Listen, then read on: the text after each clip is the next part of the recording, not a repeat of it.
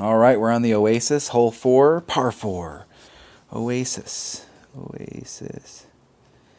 4, 4. All right, we got somebody who wanted to replay. So I posted the video before this one. With a headwind here, this is all about getting over on this first shot. If you can get over and down in there, you don't even have to get all the way down in there because you can bounce over. And I'm going to switch my bag up.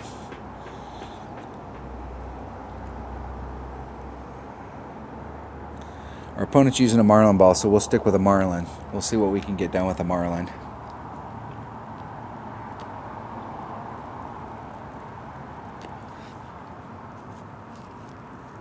So I'm going to keep the same wood. This bag's got a big dog in it. Let's see how far we can get out there. See what that looks like. Okay, against that wind, and our only shot here is we got to get way up on that deal. And that's just like pushing the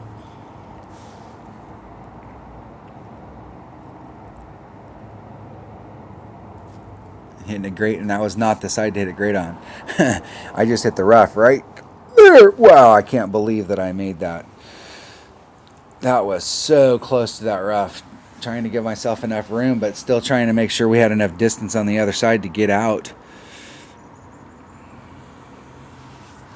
So that shot's super easy with like a katana.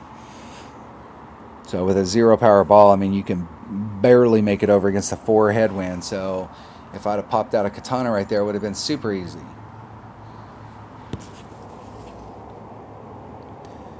And I think in tournament play, I play this hole with a Titan because the second shot is the critical one. I actually use a Guardian on this, and I start on the other to start over here and do a rough bump. So with our big dog, that's all the distance we got.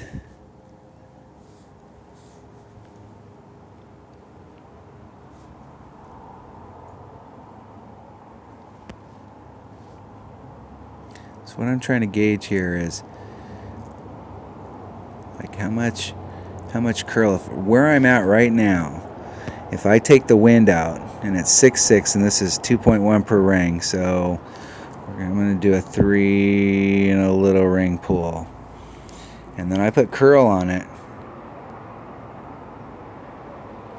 It should pick that up over there where it's shorter and be able to scoot up. There we go. That's what I'm talking about. Using the wind to my advantage.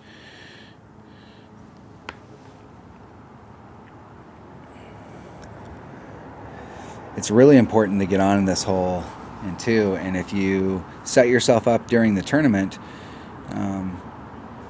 you're doing a rough bump. You're actually not bouncing from this fairway over. You're trying to do a rough bump right here, and you can get. It's a really good shot.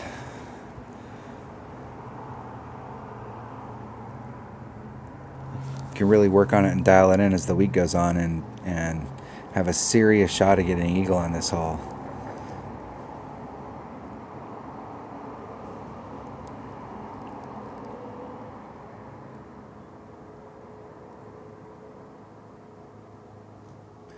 The thing about the other side is that you can hit from the other side and give yourself a serious shot too. But if you're playing, depending on how the wind's going and depending on what club you brought down there, it's a technical shot because you've got to make the transition from the first fairway over to the next, and you've got wind effect on every bounce that goes.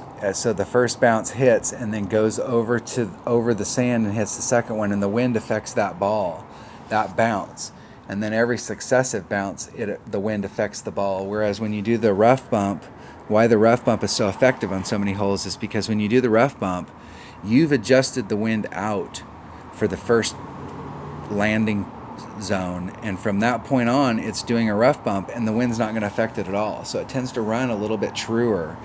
And that's why those rough bumps are so effective on some of those holes. And this is a great hole to use a rough bump on. All right, that was hole 4, par 4 of the Oasis. Thanks for watching.